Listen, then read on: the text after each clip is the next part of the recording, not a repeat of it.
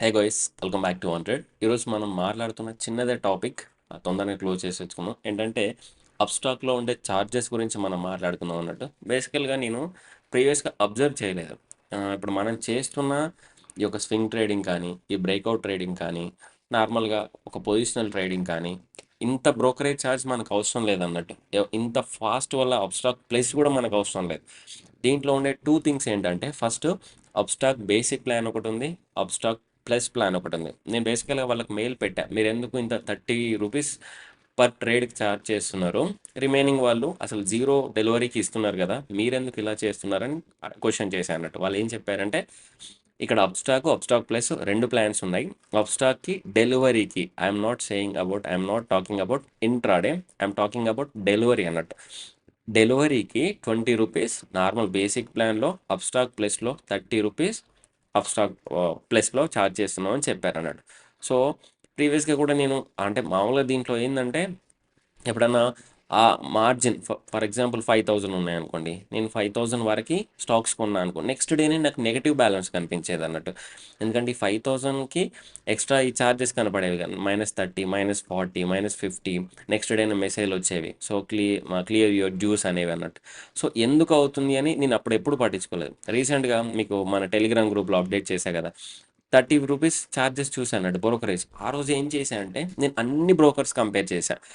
Upstox చేశా, జెరోదా చేశా, Alice blue చేశా, ఫైర్స్ చేశా, క్రో చేశా అన్నట్టు. సో వీళ్ళందరిది కంపేర్ చేసేసుకుంటే హయ్యెస్ట్ ఛార్జ్ చేసేది మాత్రం అప్స్టాక్ అన్నట్టు.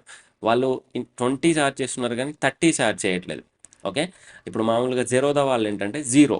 బేసికల్గా వాళ్ళ దగ్గర అకౌంట్ ఓపెనింగ్ ఛార్జెస్ ఉన్నాయి, వీళ్ళ దగ్గర అకౌంట్ ఓపెనింగ్ ఛార్జెస్ లేవు. కానీ అకౌంట్ ఓపెనింగ్ ఛార్జెస్ ఏముంది, మా అంటే 200, 300 పెద్ద మ్యాటర్. ఇది పర్ ట్రేడ్కి పర్ ట్రేడ్కి 30 రూపీస్ అంటే మామూలు విషయం కాదు. బేసిక్లో రూ. 20. సో జెరోదా వాళ్ళు డెలివరీకి జీరో ఛార్జ్ చేసేది, వాళ్ళు ఛార్జ్ చేసేది జీరో అన్నట్టు. ఓన్లీ ఇంట్రాడేకే రూ. 20 పర్ ఆర్డర్, లేకపోతే 0 సంథింగ్ ఒక ఛార్జ్ ఉంటుంది, అది పెడతా ఉంటారు. ఆ రిమైనింగ్ ఎవరైనా సేమ్ అన్నట్టు. సో డెలివరీకి కూడా వీళ్ళు అప్స్టాక్లో ఛార్జ్ చేస్తున్నారు అన్నట్టు. ఆ తర్వాత ఆలిస్ బ్లూకి వెళ్ళా, ఆలిస్ బ్లూ కూడా రూ. 20 ఏమో ఛార్జ్ చేస్తున్నారు. ఫైర్స్కి వెళ్ళా, ఫైర్స్ వాళ్ళు కూడా ఛార్జ్ చేస్తున్నారు. మినిమం రూ. 2 టు రూ. 20 అన్నట్టు. అంటే మన ఏది ఏది మినిమం అయితే అది, దాన్ని బట్టి ఉంటుంది. గ్రోకి వెళ్ళా, గ్రోకి మినిమం రూ. 5, మ్యాక్సిమం రూ. 20. ఇవన్నీ సెర్చ్ చేసిన తర్వాత నాకు అనిపించేసింది ఏంటంటే, మనం చేస్తున్న ఈ స్వింగ్ ట్రేడింగ్ కానీ, ఈ పొజిషనల్ ట్రేడింగ్ కానీ ఇమ్మీడియట్గా జంప్ అయింది అనుకోండి, బ్రేక్అవుట్ ట్రేడింగ్ చేస్తున్నప్పుడు కానీ, ఒకనొక టైంలో ఒక మంచి మూమెంట్ వచ్చేసింది, లేదా లాంగ్ టర్మ్లోకి దాంట్లో స్టాక్స్ యాడ్ చేసిన ప్రతిసారి మనం అమౌంట్ కట్టాల్సి వస్తుంది. అది ఆటోమేటిక్గా ప్లస్కి యాక్టివేట్ అయిపోయింది అన్నట్టు.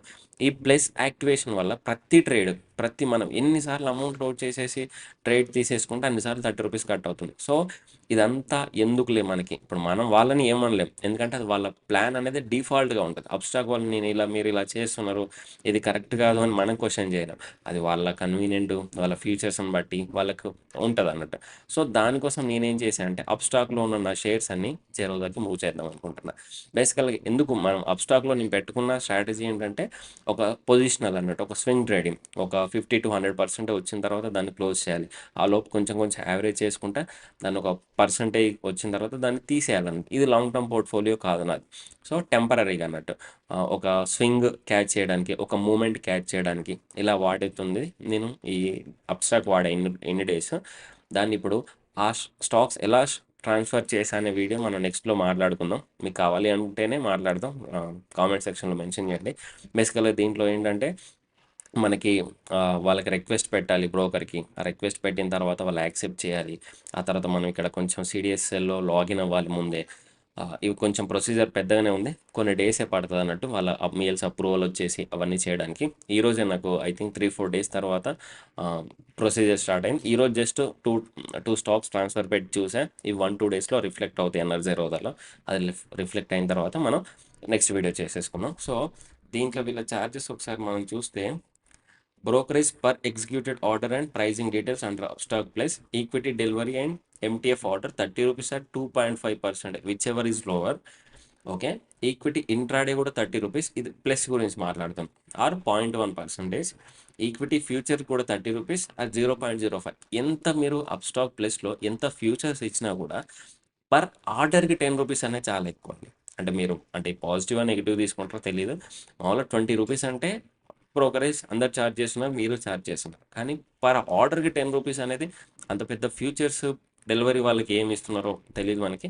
అంటే అడ్వాన్స్ ఫీచర్స్ ఉంటాయి దీంట్లో. అడ్వాన్స్ ప్లాట్‌ఫార్మ్ ఉందని అంటున్నారు. అది ఇంట్రాడే వాళ్ళకి సూట్ అవుతది కంపల్సరీ. ఎందుకంటే ఫాస్ట్ ఎగ్జిక్యూషన్ కావాలి, ఫాస్ట్‌గా ట్రేడ్స్ రావాలి, బై అండ్ సెల్ కావాలి, ఇమ్మీడియేట్ డాటా లైవ్‌గా ఉండాలి. సో, అక్కడ అది వాళ్ళ ఇష్టం. సో, నాకు డెలివరీకి రూ. 30 పే చేయడం నాకు నచ్చలేదు. అది నా విష్.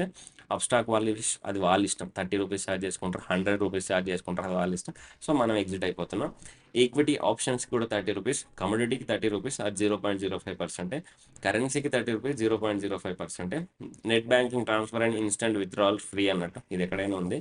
ఎంటీఎఫ్ ఇంట్రెస్ట్ రూ. 20 per 50K borrowed up to 1 lakh. After 1 lakh charges 20 per 40K borrowed అంట.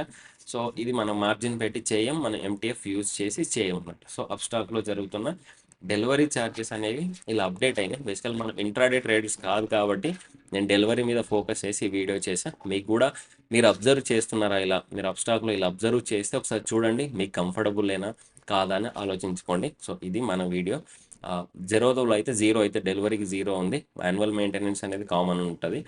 సో అదొకసారి చూడండి. Thank you. జై హింద్.